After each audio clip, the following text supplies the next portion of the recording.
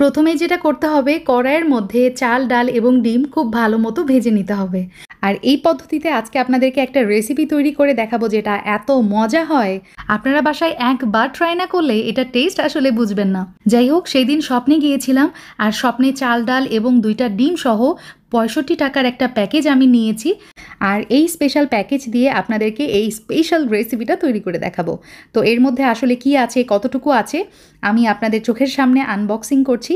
বাসায় এই প্যাকেজটা নিয়ে আসার পর আমি মেপে দেখেছিলাম, তো এখানে আমার 2 কাপের একটু কম চাল আছে, চাল ডাল মিক্স আছে। এটা মেপে নিলে যেটা হবে, নেক্সটে আমার স্টেপগুলো ফলো করতে ইজি হবে, অর্থাৎ এই রেসিপিতে পানিটা অ্যাড করতে আমার ইজি হবে। আচ্ছা, এখন একটা প্যানের মধ্যে আমি চাল ডালের এই মিক্সটা দিয়ে দিলাম, দিয়ে খুব ভালো মতো এটা ভেজে নিতে হবে। চুলার একদমই লো টু মিডিয়াম হিটে আমি এই মিশ্রণটা ভেজে নিব। যখন চাল তারপরে মুগ ডাল থেকে খুব সুন্দর একটা স্মেল বেরোবে তখন বুঝবেন হয়ে গেছে। তখন চুলার জালটা অফ করে দিয়েছি আর এর মধ্যে একদম ট্যাপের ঠান্ডা পানি, যেটা নর্মাল পানি, সেটাই দিয়ে দিলাম। পানি দেওয়া হয়ে গেলে আমি এই কড়াইটা চুলা থেকে নামিয়ে নিব এবং ট্যাপের পানি দিয়ে, অর্থাৎ পরিষ্কার পানি দিয়ে কতবার ধুয়ে চালের এক্সেস পানিটা ঝরতে রেখে দিব। এখন কড়াইয়ের মধ্যে আমি 1 চা চামচ ঘি আর 1 থেকে 2 চা চামচ মতো কুকিং অয়েল নিয়েছি। তার মধ্যে 2টা ডিম দিয়ে দিলাম আর এই ডিমটা আমরা খিচুড়ির প্যাকেজের সাথে পেয়েছিলাম।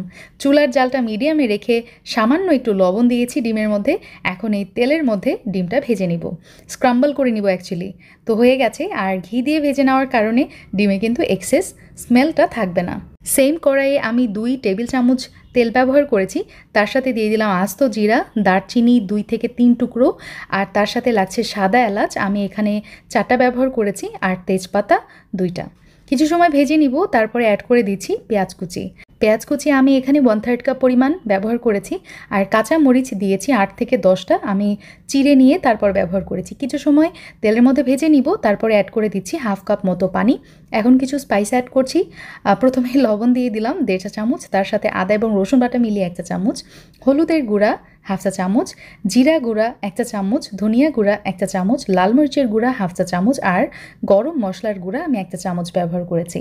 সব কিছু খুব ভালোভাবে কষিয়ে নিব। যখন তেলটা ওপরে উঠে আসবে তখন আমি ধুয়ে রাখা এই চাল ডালের মিশ্রণটা দিয়ে দিচ্ছি।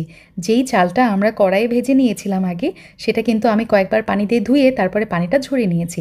এখন মশলার সাথে খুব ভালোভাবে এটা মিক্স করে নিব, তারপর অ্যাড করে দিচ্ছি 4 কাপ পরিমাণ গরম ফুটন্ত পানি। অনেকে চিন্তা করছেন চাল ডাল আগে ভেজে নেওয়ার কি দরকার। আসলে এই স্টেপটা শুধু ফলো করলে খিচুড়ি একদম হবে ঝরঝরে আর একবারে পারফেক্ট। আমার এই সিক্রেট স্টেপটা ফলো করে দেখতে পারেন।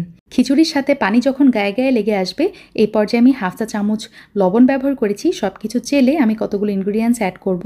আস্ত কাঁচামরিচ এবং ধনিয়া পাতা কুচি জাস্ট ফর ফ্লেভার আমি অ্যাড করেছি, এবং তার সাথে দিয়ে দিচ্ছি ভেজে রাখা ডিম, যেটা আমি ঘিয়ের মধ্যে ভেজে রেখেছিলাম।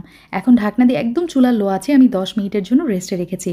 তো 10 মিনিট পর আমি নামানোর আগে ঘি ব্যবহার করেছি। এই ঘিটা দিয়ে খুব ভালো মতো খিচুড়ির সাথে ডিম সব কিছু চেলে নেব। আমার স্পেশাল ডিম খিচুড়ি একদম রেডি, আলহামদুলিল্লাহ। এটা খেতে কিন্তু অনেক মজা হয়েছিল।